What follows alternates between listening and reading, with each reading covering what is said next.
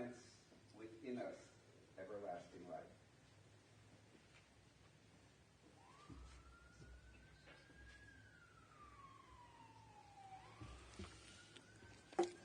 Rita Shtull, Shoshana bat Fruma Vanacha.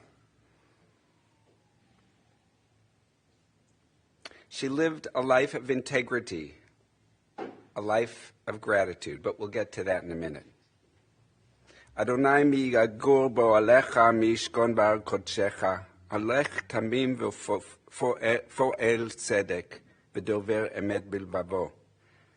God, who shall dwell in your sanctuary, who abides at your mountain, the one who lives with integrity, who does what is right, and speaks truth in her heart, who has no slander on her tongue, who does not do evil to her fellow, who does not reproach her neighbor. This was Rita.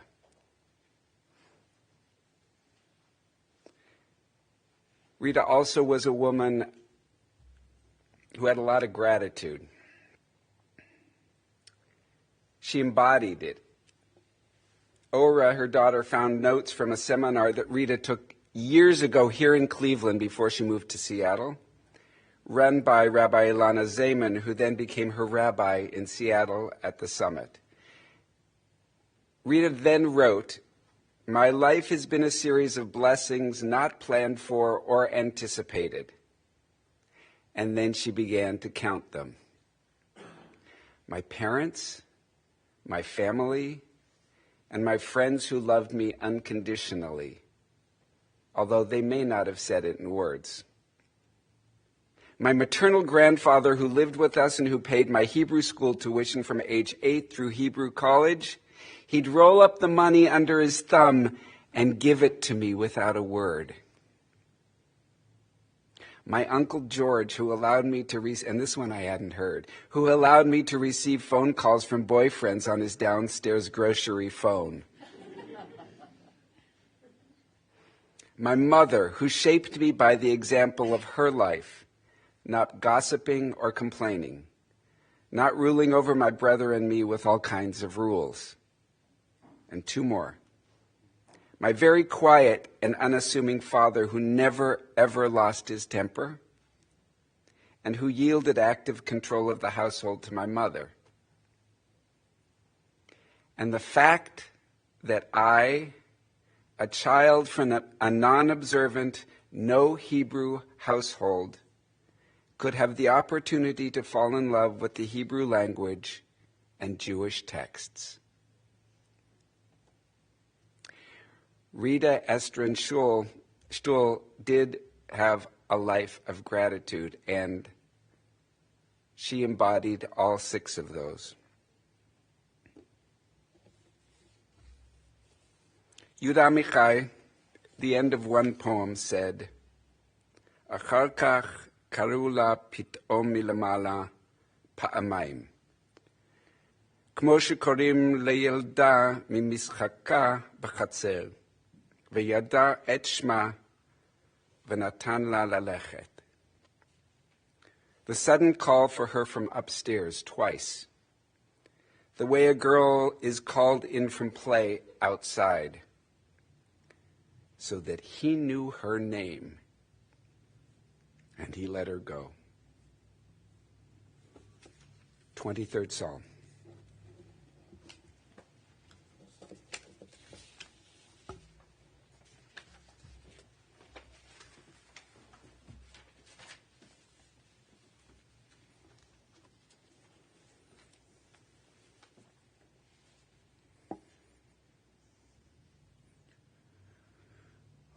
Adonai roi lo echsar binot deshe yarbitzeni al mei menuchot yenaleini nashi shovev ישובב ינחני ומגלי צדק ינחני ומגלי צדק למען שמו גם כי אלך בגץ על מוות לא ירא כי אתה עמדי שבטך ומשענתך המה ינחמוני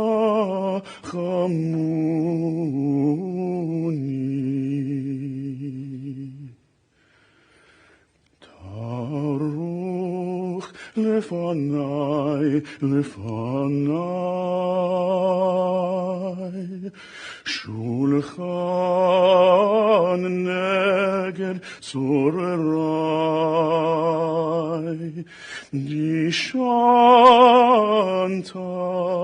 ושמן ראשי כוסי רוויה אך טוב וחסד ירדפוני כל ימי חיי, כל ימי חיי ושבתי בבית אדוני לאורך ימים.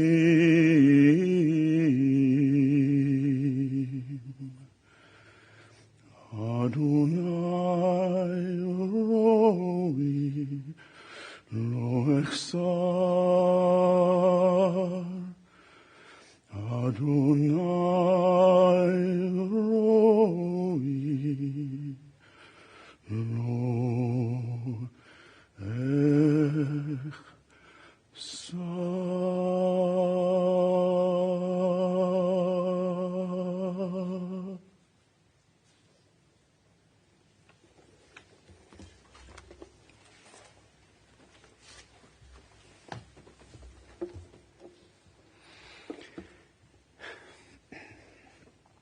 When I think of Rita, I think of a woman who wore a necklace every day that matched her clothes.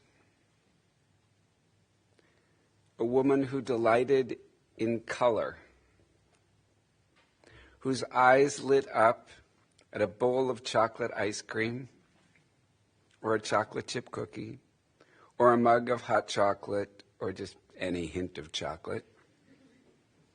She perked up at the word Jewish, saving special attention for allusions to conservative or JTS. She loved Hebrew. It was her secret language. And it was that to the very end. She stopped in the hallway of the place she lived in Seattle to read words and verses off the artwork. She conveyed her wishes in Lashon HaKodesh clandestinely when she felt threatened. The language was hers to the very end. Her goal was that of Shalom Bayit. But I found that there was always a gvul, a limit. And when she hit that, you'd see her jaw set and her back straighten. And with a spine of steel, she wouldn't budge for anything or anyone. There was no pushing her. But still with love, she spread her caring for almost everyone she met.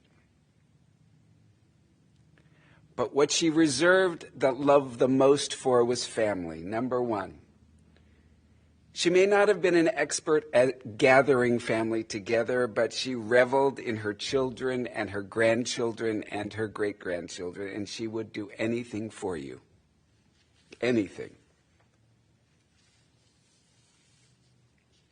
Rita, it turns out, after she talked to us for a long time, was raised in an anxious household, and in some way that anxiety never left her. She rarely ventured as a child beyond the confines of her Brooklyn family. Her parents didn't allow her to ride bikes, and they didn't teach her how to swim. They wanted to protect her.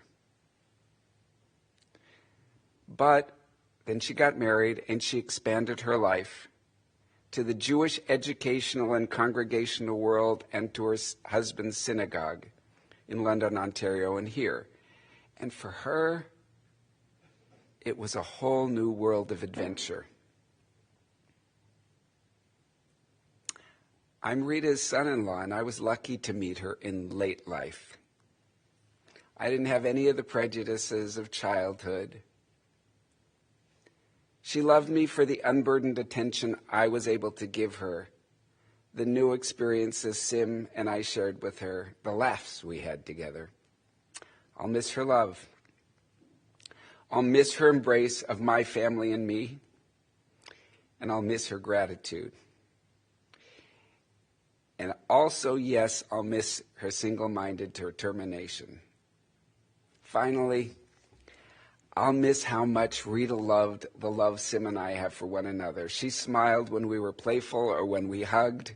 She laughed when we made fun of one another or we made fun of something she did. She laughed a lot around us, and that was her gift to us. Rita, I love you. Tieh nishmatech tzura b'tzura chaim. I pray your body and your soul have found peace in the chain of life.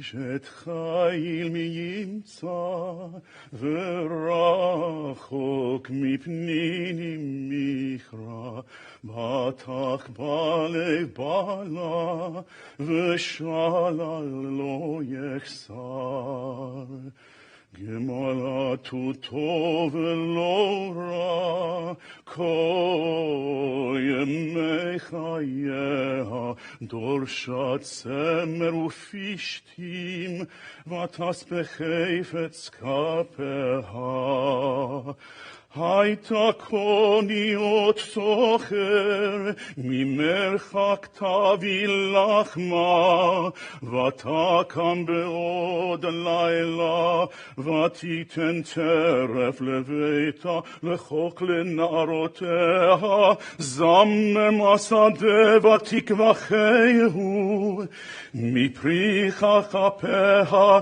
נעת כרם, חגרה ועוז מותניה, ותאמץ זרועותיה.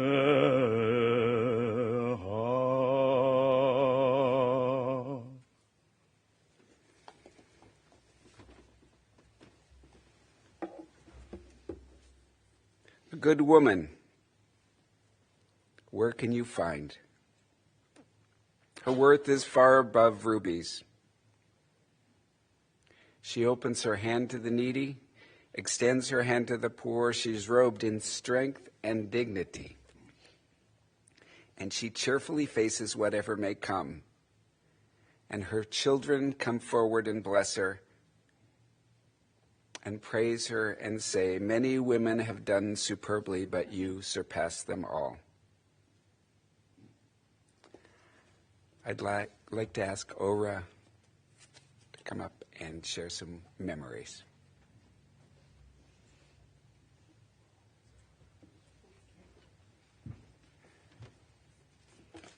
Now I could see who's here. It's nice. Thank you for coming.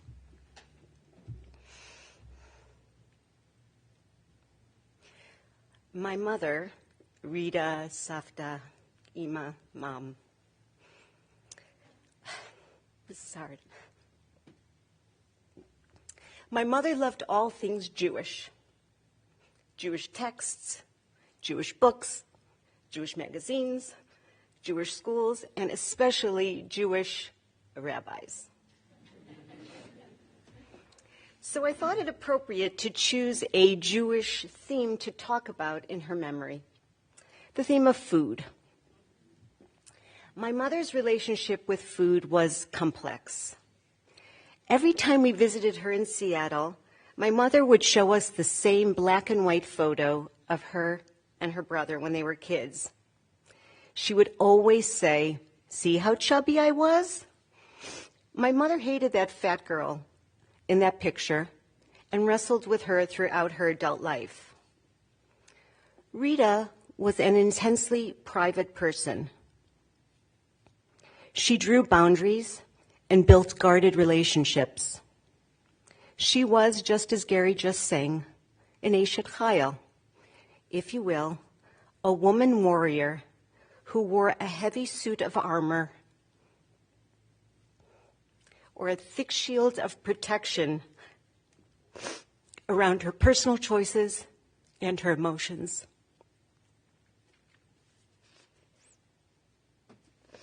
Savta was a full-time professional, and she fiercely protected her working woman status. She only selectively dipped into synagogue involvement so she wouldn't be labeled the Rebbitzin. She once told me she despised the term Rebbitzin. This wasn't commonplace in her day, was it?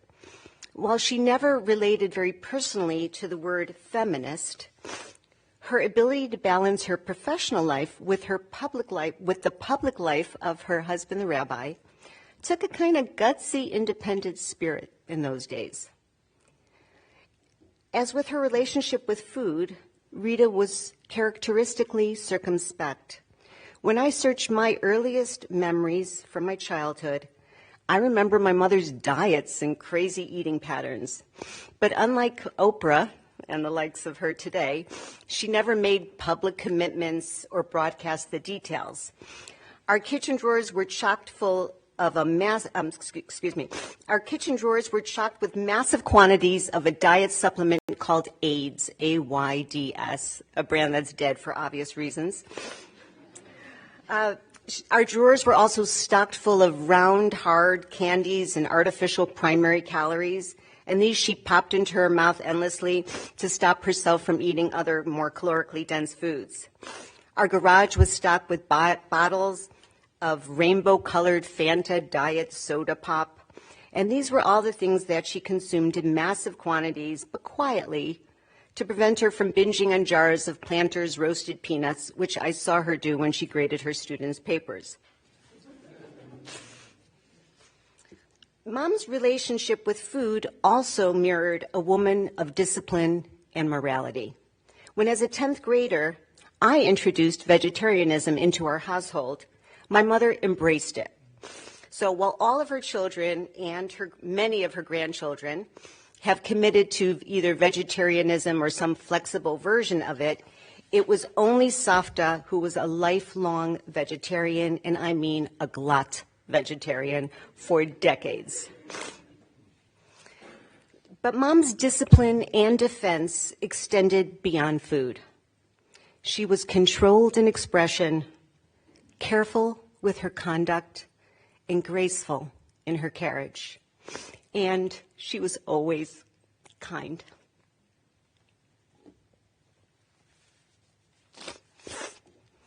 As a mother myself,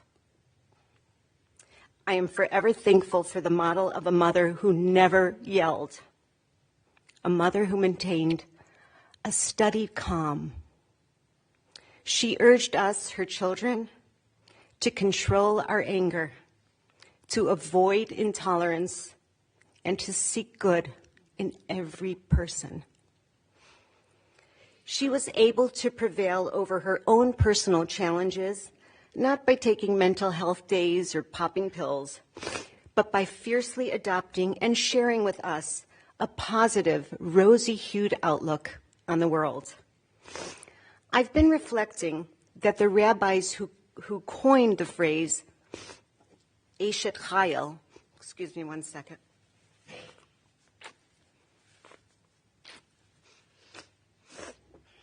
I've been reflecting that the rabbis who coined the phrase Eshet Chayil, which in English is translated sometimes as a woman of valor or a woman warrior, they were pretty sharp, more credit than I've given to them in the past. Those rabbis understood that wives and mothers put up with a lot of, excuse my French, put up with a lot of shit. They persevere through so much hardship precisely because they love fiercely their children so deeply, and they want to protect us.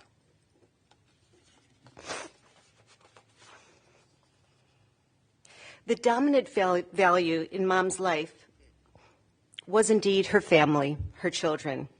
Feeding us was part of that equation. She was set aside 3 Sundays annually for cooking marathons. Dozens of Pyrex casseroles were placed in our 3 freezers and defrosted daily by the oven's automatic timer for freshly cooked 50 styles dinners, tater tots included. She actually hated cooking. She became the master of recipe corner cutting, not to mention ingredient substitution. Knowing laughs there. Cooking was a way she gave to her community as well. Some of you may remember Sukkot. Sukkot was a holiday where my parents invited the entire community into their sukkah, which we had in our backyard. And my mother cooked and baked every single thing single-handedly for those big events in our backyard. And she deeply empathized with any dietary restriction. If you had diverticulitis, she left out the fiber. If you were allergic to wheat, she left out the gluten. If you were glatt kosher, she served cheese without retin. And of course, she always left out the fat, unfortunately. Truth be told, she wasn't much of a chef, and her creative veggie concoctions were often eaten, well, let's just say politely. Frozen Eggo waffles with canned mushrooms and processed low-fat American cheese. Mariah Ivy, I don't know how you swallowed.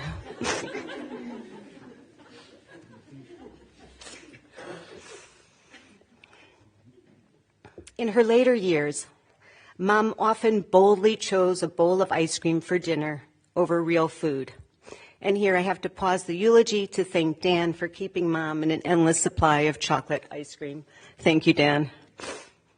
At bedtime, after she brushed her teeth and was already tucked into bed, she popped the last candy of the day from her bedside into her mouth. I like to think she was no longer battling with the chubby child within her. Rather, she had reached an age where she could shamelessly live the chubby child's ultimate fantasy life.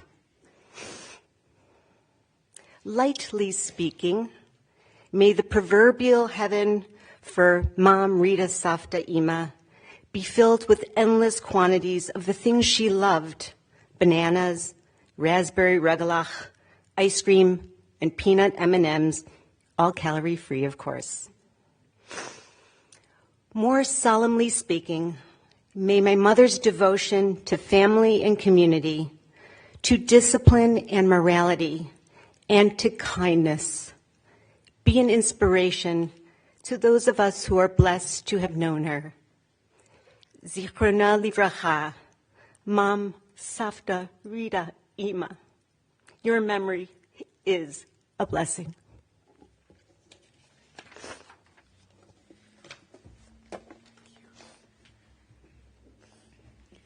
Dina.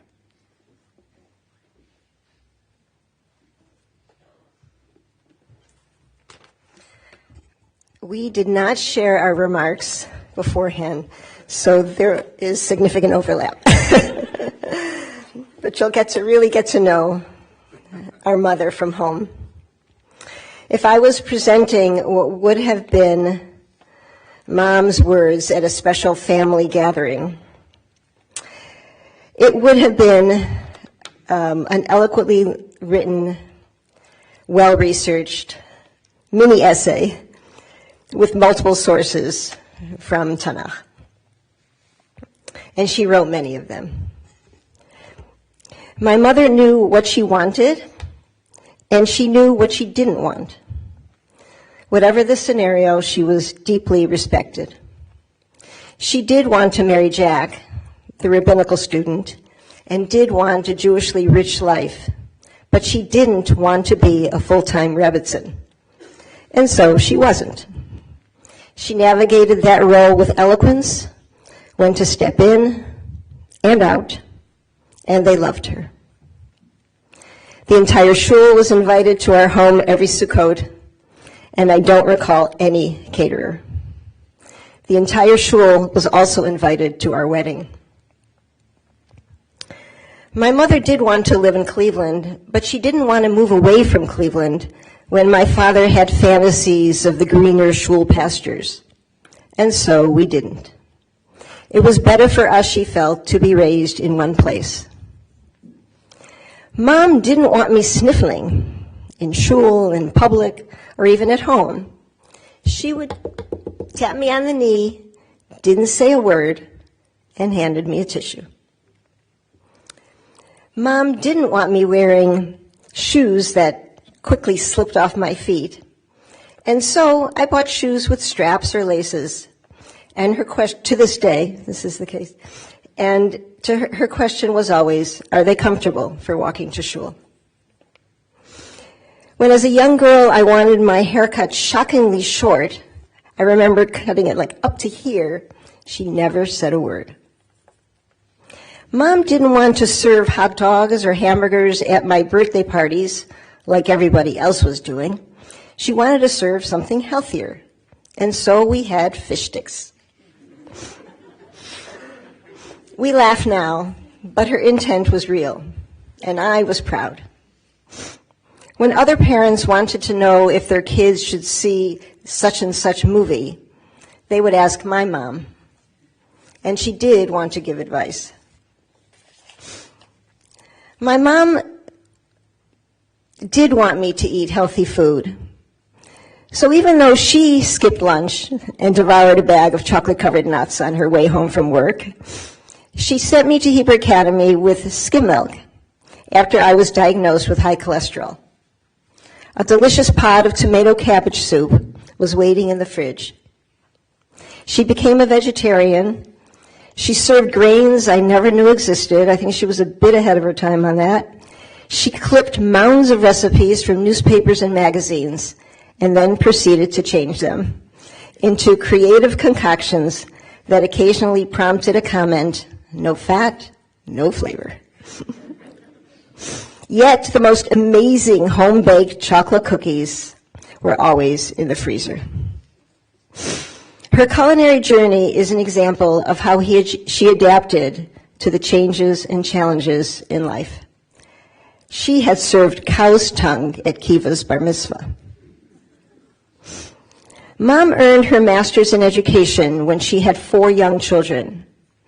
She did want to work full-time outside the home, but she also wanted to raise her family of 4. What were her tips? Number 1, feeding the freezer. She won a cooking contest for demonstrating how to cook with frozen products. Bags of frozen onions were always in the freezer. Number 2, the oven timer. I can hear her voice coming home from work, tapping on the counter and saying, the oven timer didn't go on.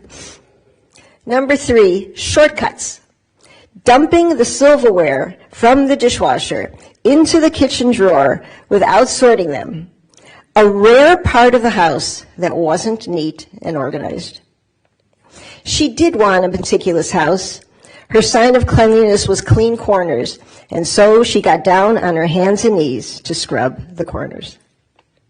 And she cared a lot about decor and color, In her assisted living apartment in Seattle, she draped some of her colorful necklaces over emptied flower vases. Mom did notice when I came home in a grumpy mood. She just invited me to knead bread or roll cookies during one of her Sunday kitchen marathons while listening to the Diane Rehm show. It's good therapy, she said. Mom, as vice principal of the large Cleveland Heights High School, didn't really want to monitor hallways or discipline the teens. She did want to teach Hebrew, and was one of the very few non-native Hebrew teachers, and one of even fewer Hebrew teachers in a public high school.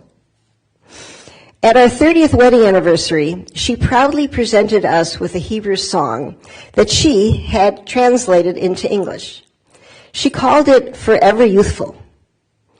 Unbeknownst to her, she had translated Bob Dylan's song, Forever Young, which she had found on the internet in Hebrew. We had to muffle our laughs during that dinner. Mom did want the job as principal of the Schechter Day School in Cleveland, but she did not want to fundraise. They hired her anyway. Her reputation as an educator was outstanding. Some of us can attest to her 24/7 dedication. She had a tendency to sleep talk. Even in her dreams, she was in the classroom. At the Seder, Mom didn't want us to sing the 10 plagues to a happy tune, the tune we had learned in school. People had suffered, she said. She did want us and her grandchildren to have a memorable Seder, and so she made the egg square, assigned surprise tasks on slips of paper, moved Maggie to the family room so we could snack and relax while we shared stories. I'm almost done. Mom had one brother who had 4 children with whom we had little contact over the years. In her elder years, she was persistent in her requests to reunite with them. Because of her, we had a wonderful reunion in 2017 and have maintained contact. Mom did want to read. Books and books, newspapers, bulletins, you name it. She was almost close to 90 about when she acquired Robert Alter's 3-volume translation of the Bible. In her Brooklyn College yearbook, her photo has an autograph that says, Beauty and Brains. I would add to that, bold and beloved.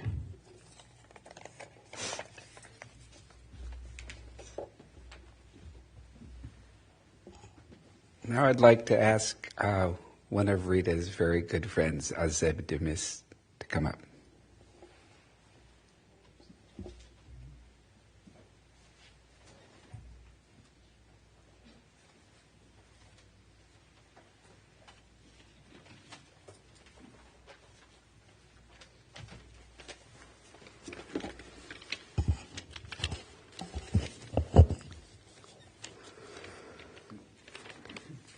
I have a lot to say about Rita, but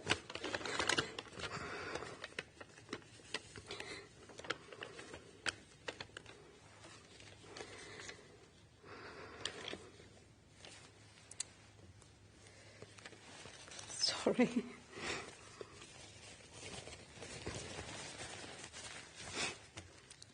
But I will say something to her, I'm sorry. I knew Rita as her caregiver for 6 days a week for the past 5.5 years, as Rita was very kind, positive-minded, and humble person. I was always very happy going to see and take care of her every morning.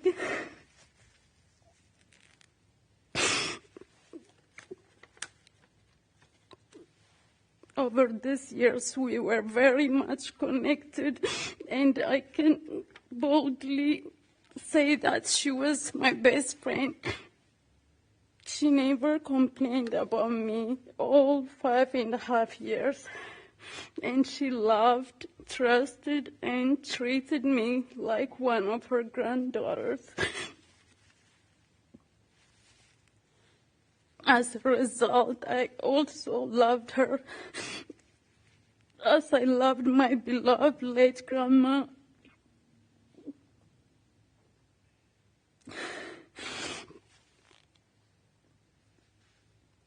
Rita practically showed me how to give love to those who need it without partiality.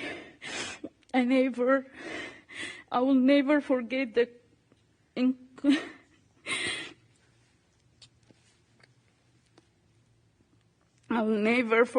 encouragement and support she gave me when I was taking English class.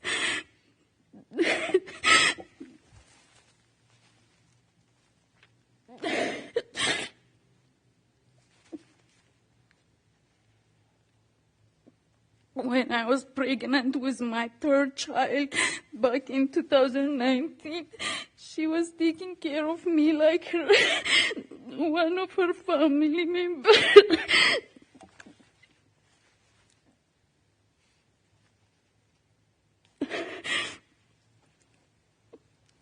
Rita knew and loved my kids, and she taught me some important techniques on how to raise my kids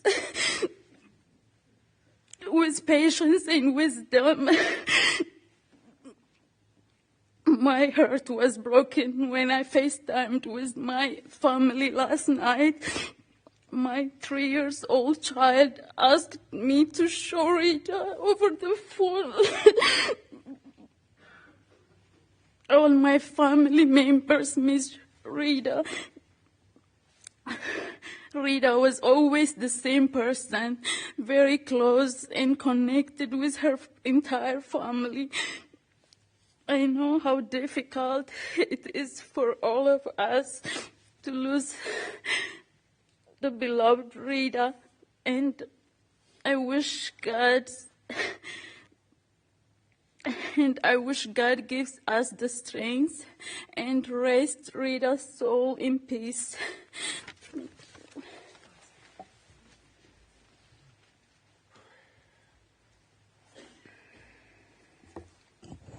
Now I'd like to ask Rita's granddaughter, Mariah.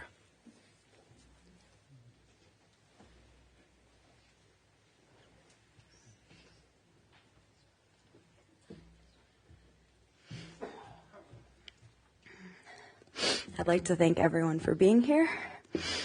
Rita, my softo, as you know, was one special lady. Growing up in Cleveland, my sisters and I went to Shabbat at Saba and Safta's every other Friday night before shul. We'd light the candles and we'd go around kissing and hugging everyone, whoever was there. We were always so happy when it was matzo ball soup. Yes! The lentil grew on us. It was tolerable. A few times Safta started dabbling with gazpacho. Took a turn. Having soup nuts always helped, and we'd laugh over Safta putting them in the freezer so they stayed fresh longer. They did, and they do taste better. My dad would warn us with a smile, "Don't fill up, the food's coming," but what he meant was, I can't vouch for anything that comes next, and you have to pretend to eat it because I'm not asking any questions. Now, I don't know who on earth told her to melt cheese and canned mushrooms and put them on waffles, but as kids, we were like, cool, I know what all these things are, therefore, I will love this, and we did. It's weird to me that it's Passover now, as Passover was always my favorite holiday because of her. I loved the house or the apartment full of family with Dina, Steve, my dad, Ilanit, everyone taking turns leading the Seder. Safta and Pauline were always giggling at their end of the table. What started in college as calls every Friday soon became calls basically every other day. My travel buddy for graduations and trips, flying out to Seattle as much as possible. It was truly badass to move to the West Coast at 86 years old. In Seattle, Safta got a new lease on life. Being a Shtull, she was quite difficult, and she participated in none of the wonderful activities at her building. Instead, she gazed out at the beautiful lake with sailboats and sunshine and birds galore, usually with CNN on full volume in the background. Leading up to every election, she'd tell me, vote early and vote often and don't tell your father. Lior and I visited one weekend, and I was incredibly hungover, hiding in Safta's bathroom, and she was just like, boy, Mariah must really not be feeling well to Lior. And Lior was like, yes, that's correct. I took pictures of all her lipsticks so I would know the colors, and she asked me to write down the foundation I was using. I told her it was Rihanna's new brand, and it was the first line of inclusive shades, and she seemed very excited about the inclusivity, but did not know who Rihanna was. In December 2021, Justin and I were Safta sitting in Seattle, and she would tell us stories about growing up in Borough Park, meeting Saba, moving to Canada, and then Cleveland, and how insistent she was that that buffet table would come to Seattle with her. A few months after that, she flew to Arizona for my sister Lila's wedding, and she gave me her and Saba's wedding bands. Her wedding band is now mine. My heart is connected to yours, she told me. At our wedding this past July, Justin and I felt so lucky to be surrounded by so much love and family and joy, and to this day, I'm so overwhelmed with emotion that Safta was there. We had half-naked aerial artists hanging from the ceiling, and she looks around and goes, so this building is owned by Chabad? Sure. Yes. Why not?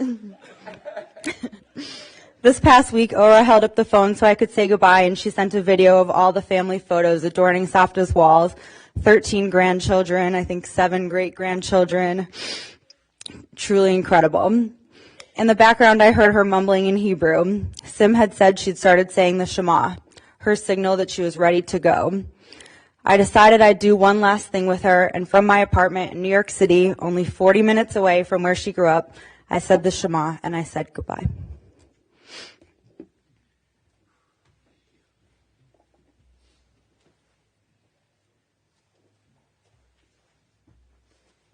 Simcha.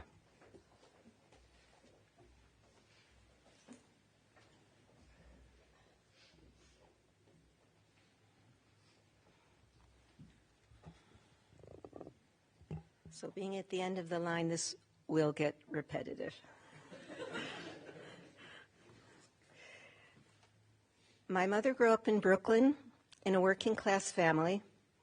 Both her parents were intelligent people who never had the opportunity for an education, and in my grandmother's case, for music lessons, which was a shame.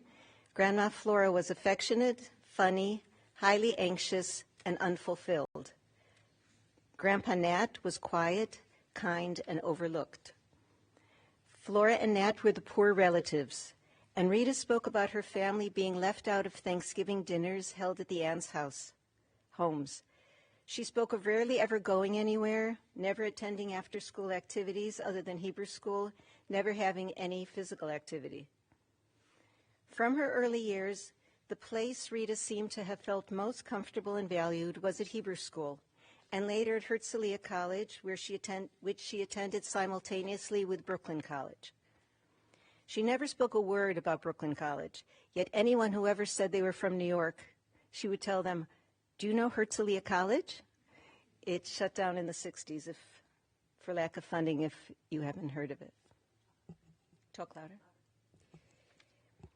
It was here at Herzliya and at Hebrew school she nurtured her love of Hebrew language, Hebrew culture, Jewish connection.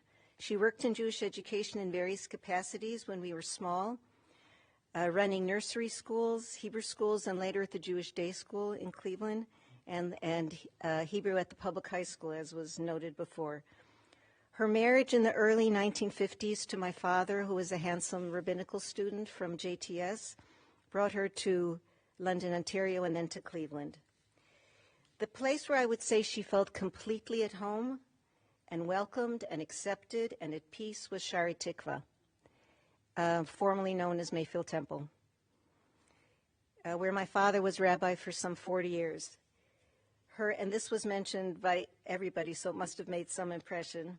Well, before that, her life revolved around her home, around the synagogue, around her work as a teacher, but she kept a low profile, as mentioned numerous times,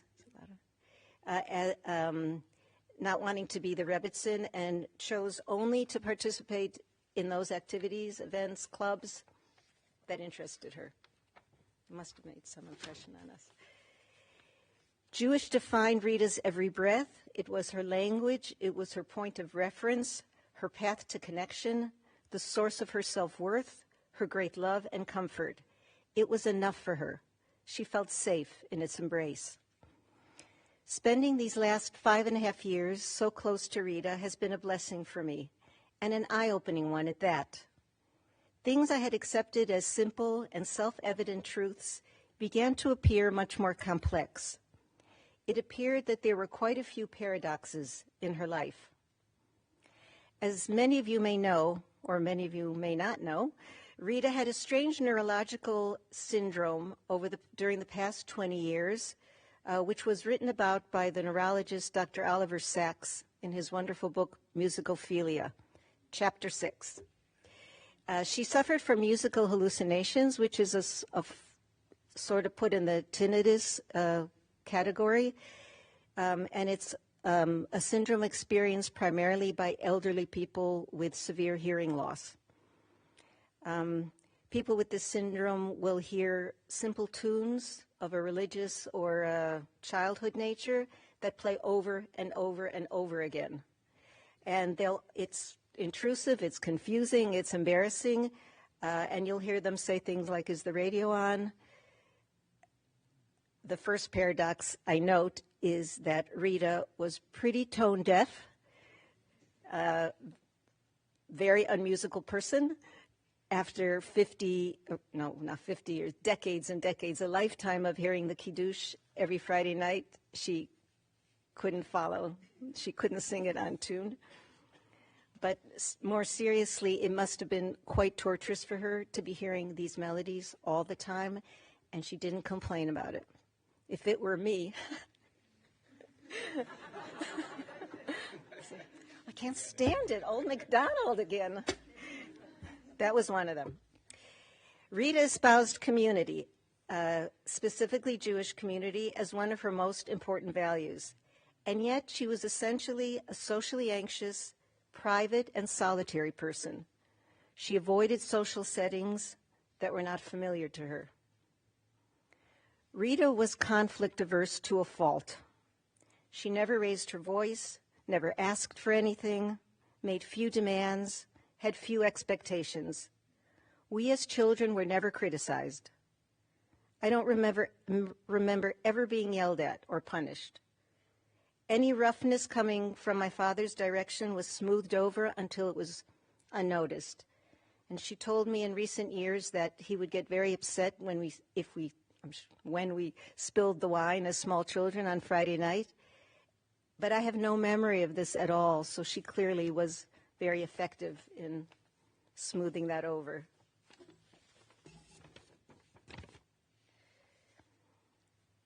Rita appeared the epitome of calm and equilibrium. So it seemed, and so I assumed for many years. What I learned during those final years I spent with her in Seattle was that she was in fact anything but. She carried a mountain of worry, anxiety, and, despite immense gratitude for her life, also profound disappointment in certain personal areas of her life. All this was tucked away, never processed, never spoken about until her much later years. It was not Rita's way to assert herself when she experienced rude or unprofessional service, or even when she was upset with one of us. Her greatest fear was to hurt someone's feelings, to cause someone to lose their job, or to have someone angry with her. And so conflict avoidance became her guiding principle. Conflict was to be avoided like the plague. Shlom Bayit was to be pursued at all costs.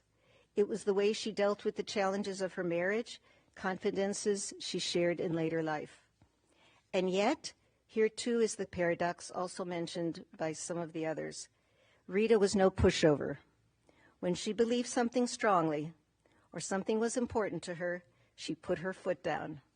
The steel iron plate came down. There was no changing her mind. She had, we learned, especially in her final years, a will of steel, and I think you called it a spine of steel. There were times she surprised us and spoke up. Azeb shared a few examples with me. Once she was upset that one of the staff people had spoken unkindly to Azeb, and she was furious and marched herself down to somebody in management and filed her complaint.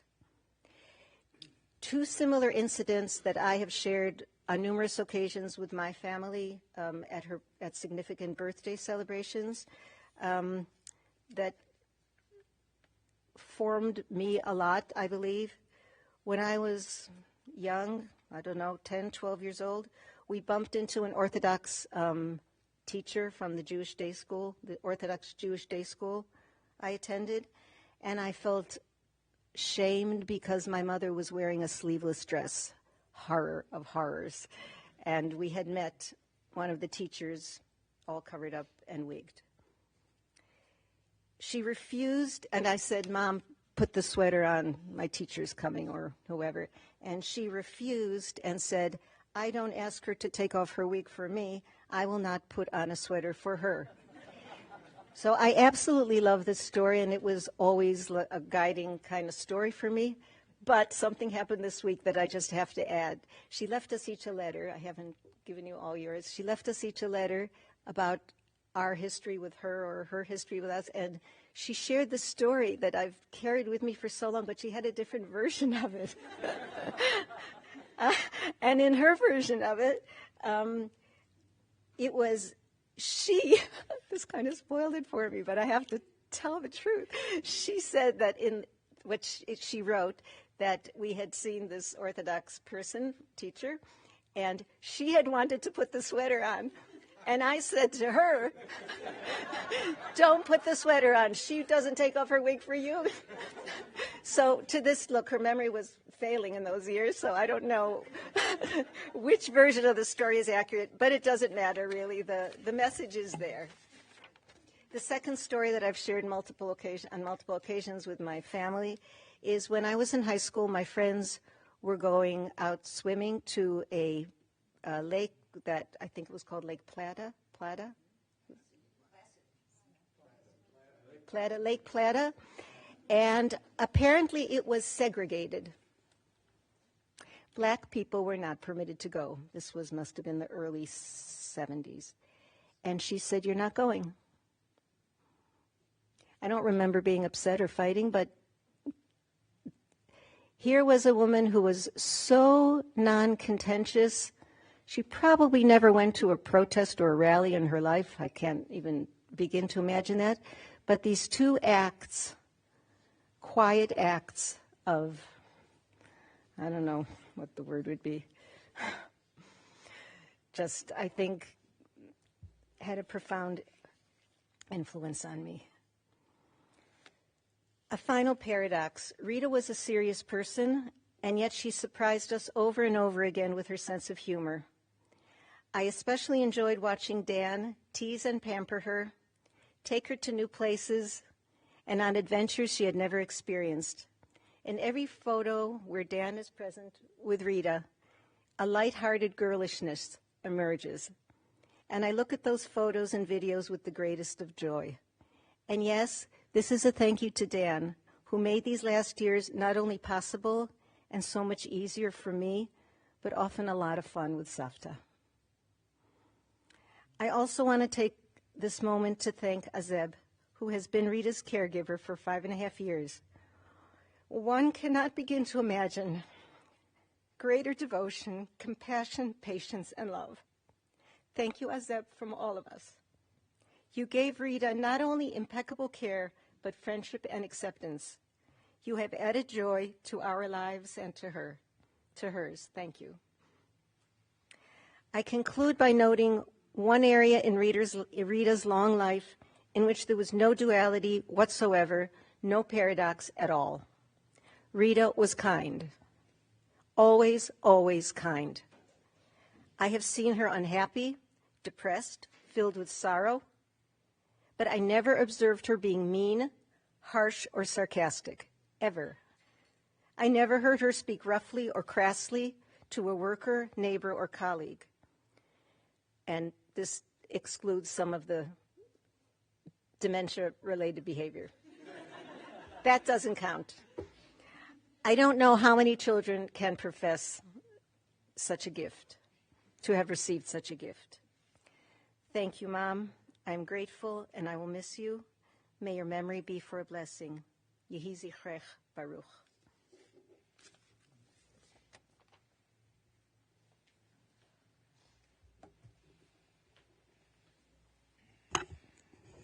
And finally, Kiva.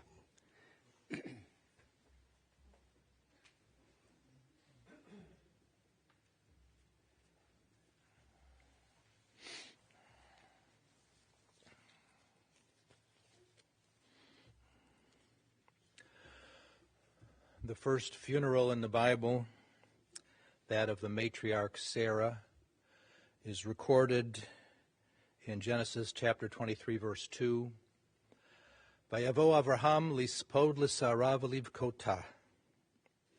Abraham came to mourn Sarah and to cry out to her. The alliteration, the repeated L sound, lispod l'Sarah v'livkota, 3 times in 3 consecutive words, tends to obscure the fact that this first eulogy was not talking about Sarah, but Abraham talking to Sarah, l'Sarah. So, Mom, you raised us on a straight and narrow path.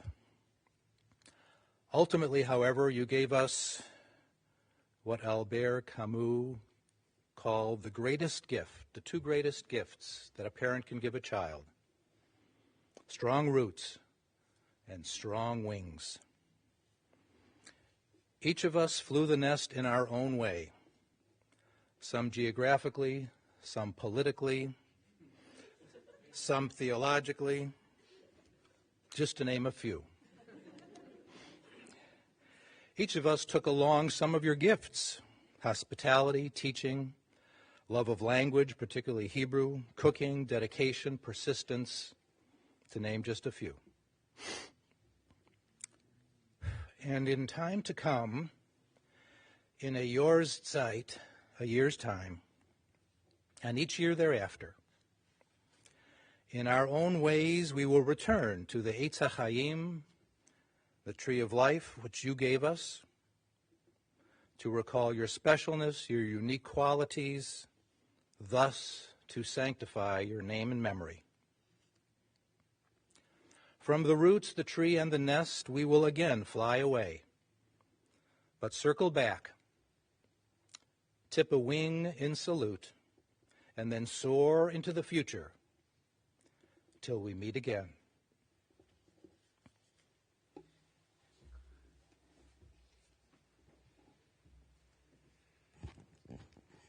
It's pretty fitting, as Sim mentioned, that we are here during Pesach.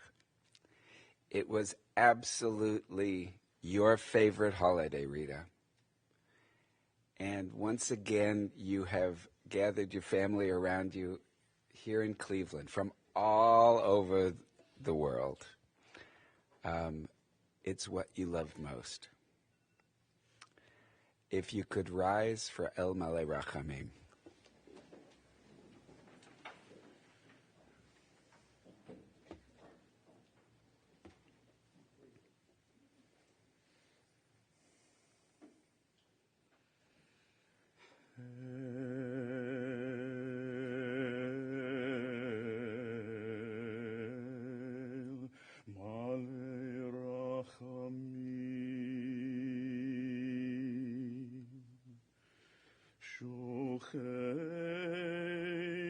שוכן במרומים אמצי מנוחה נכונה. תחת כנפי השכינה במעלות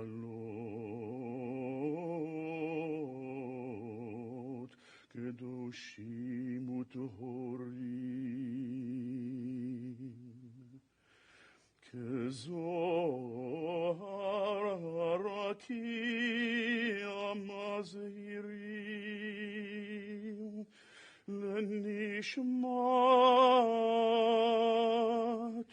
שושנה בת פרומה ונחה.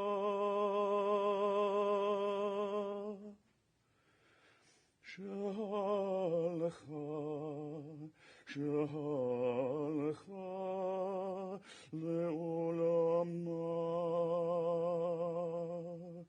בגן עדן תהא מנוחתה.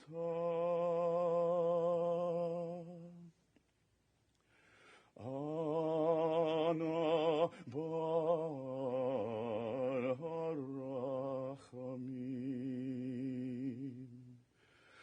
הסתיריה בסתר כנפיך לעולמים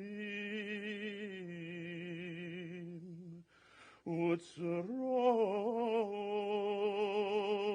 בצרור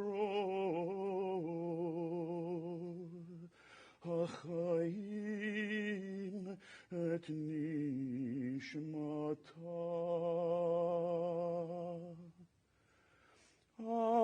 אדוני הוא נחלתה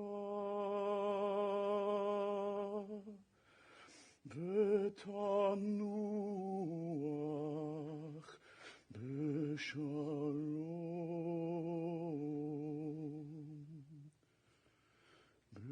בשלום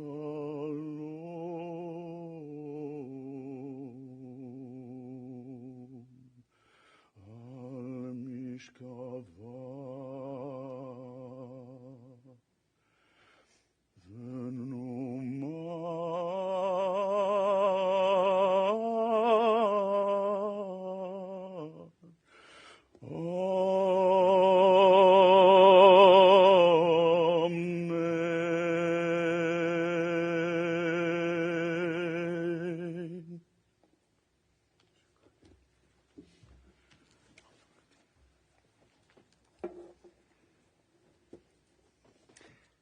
Also Yuda Amichai, כל הדורות שלפניי תרמו אותי קמעה כדי שאוקם כאן בירושלים בבת אחד, כמו בית תפילה או מוסד צדקה.